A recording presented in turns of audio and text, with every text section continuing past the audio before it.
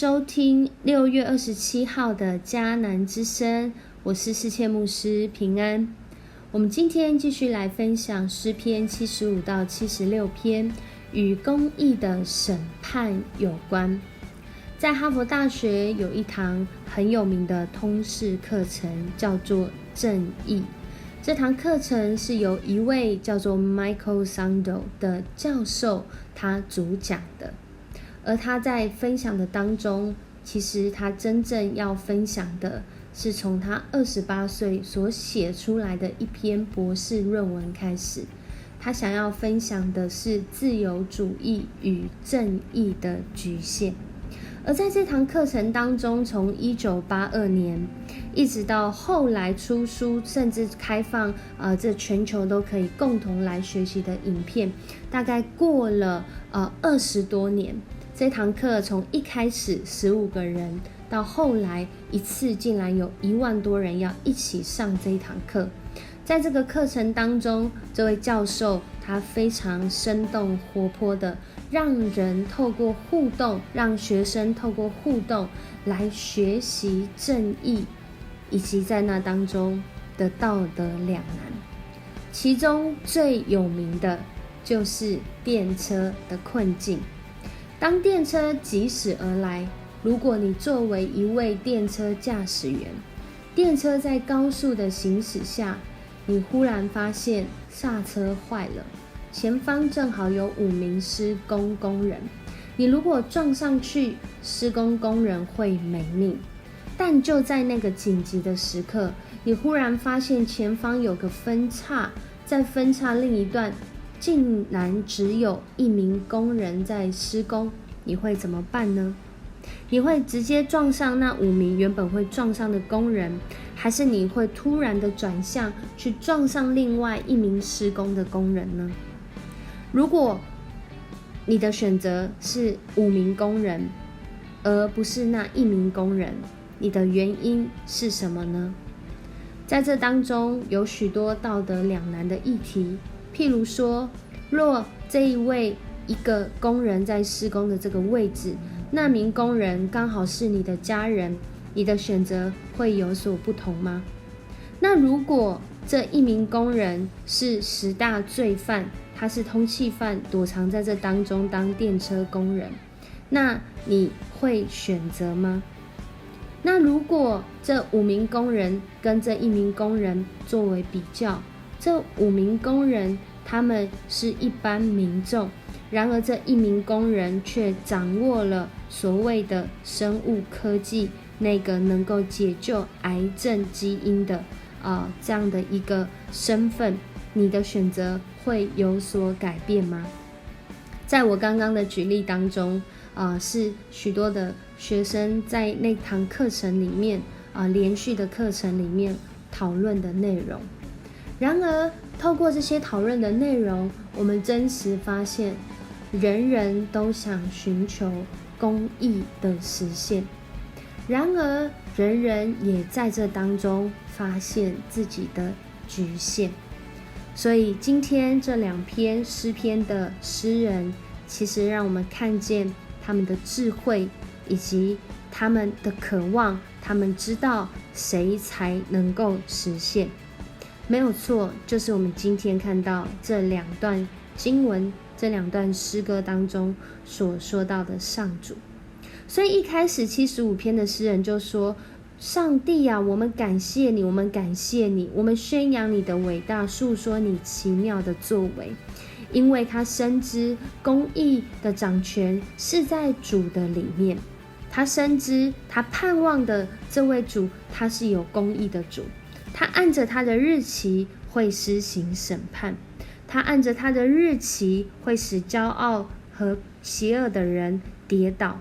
还记得吗？我们有说过，骄傲其实他所有的表达是他全然与神为敌。与神为敌就是指他将自己当作神一样。然而我们知道，没有人能够将自己当作神一样，唯有主他自己可以。所以在这里诗人很笃定，公义的审判将会临到，而公义的审判不是由东方、西方、南方、北方，这指的是其他地方的势力，或是这些有权势者。审判不是从这些地方来的，而是会由上帝而来。在那个时候，他亲自要判某些人有罪，有某些人没有罪。而有罪的那些人呢，这里用了一个形容，就是说这个酒杯啊，盛满这个苦的酒，或者是这个罪恶的酒，而最后这些邪恶的人要喝下去，连一滴都不剩。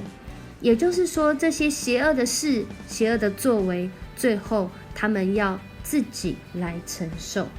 但是诗人在这里说到，我却是在这里宣扬主的作为，我要不断歌颂赞美他，因为他粉碎邪恶者的权势，他要加强义人的力量。为什么义人会有力量呢？这也是我们今天 RPG 祷告的经文，诗篇75篇9到10节。我们再来读一次他说，但是我要永远宣扬雅各的上帝，我要不断的歌颂赞美他，他要粉碎邪恶者的权势，他要加强义人的力量。诗人深知这公义的审判必定临到，所以他的心里就有了力量。即便现在看来是这么的不公义，现在看来的是这么的模糊不清，现在看来是这么的道德两难，然而他却因着信靠主，他的心里有力量。在76篇的时候也继续讲到讲到说什么？讲到说上主他公义的审判到最后会临到，即使是连那个有战马的、有骑士的就都死亡。在这里所说到的战马骑士，讲的意思是说，在当时最厉害的军队，他们都没有办法战胜我们的上主，因为上主才是那个能够击败敌人，没有仇敌的，没有仇敌能够胜过他的，而且他是那位掌权的主，他能够使所有的人在一瞬间都来降服于他。所以他在这里讲最后的经文，其实有的人在读的时候可能会有一些纳闷，为什么最后11、12节说要向上主你们的上帝偿还所许的愿，邻国都要向他进贡敬畏他呢？和合本当然有另外一个翻译的讲法，但在这里呢，其实很重要的两段经文，不管和合本或是现代中文译本2019年版，讲到的都是因为诗人他祈求公义那公义它发生的时候，这个还愿就很像是当公义发生的时候，我们是怎么还愿呢？我们去烧香拜拜吗？我们去添香油钱吗？不是他在这里讲的是我们仍然要敬畏主，因为连邻国连隔壁的国家都知道要来敬畏主。我们的主不缺我们的进贡，不缺我们的金钱，他要的是我们活出那敬畏的回应和态度。所以当我们面对在这个世上的不公义的时候，我们怎么样来回应呢？这个 Reinhold Niebuhr 他曾经说，他说爱是动机，而正义是工具。我们的主透过他公义的管道，透过他公义的方法，好像工具一样，带领人知道我们如果要活出爱，那很重要的是我们要走在公义里面。我记得有一年去参加领袖高峰会的时候，我们有跟一个这个招牌立牌来拍照，它上面就写着贫穷的相反不是富有，而是正义。主有那完全的正义。如果我们觉得我们很缺乏，我们贫穷，那我们就要来寻求这位正义的主。如果我们已经觉得我们很富有，然而这个富有当中若没有正义，那我们就需要回到主的面前。如同 Reinhold Niebuhr 说的，爱是动机，而正义是工具。我们晓得这工具的使用方法吗？我们有寻求这工具的使用说明吗？我相信主要教导我们，也让我们透过寻求这些诗人他祷告的话语，寻求圣经上主所说的话，使我们知道如何活出公义。我们一起来祷告。主，我们来到你的面前，我们要像诗人一样来赞美你，我们要高举你的名，因为我们深知主啊，唯有主你能够实现完全的公义。主啊，我们就好像是那公义的一个碎片，一个拼图，但主，我们也努力的来回应主你所赏赐我们的心意，就是要我们行公义，好怜悯，存谦卑的心，与主来同行。也唯有这样，我们才知道如何活出公义。恳求主帮助我们，特别看见许多的社会议题，让我们有从你来的眼光，更是让我们有从你来的心境，因为爱是动机。主，你是出于爱，主啊，你用公义将我们凝聚在爱里。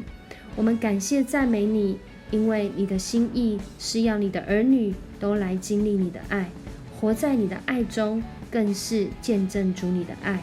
主，我们这样领受，也愿我们这样生活，愿主来赏赐我们在今天有这样的智慧，活出你的心意。我们这样祷告，奉主耶稣的名求，阿们。很开心跟你一起分享迦南之声，愿上主赐福你，让你走在他公义的道路上。我是世界牧师，我们明天见。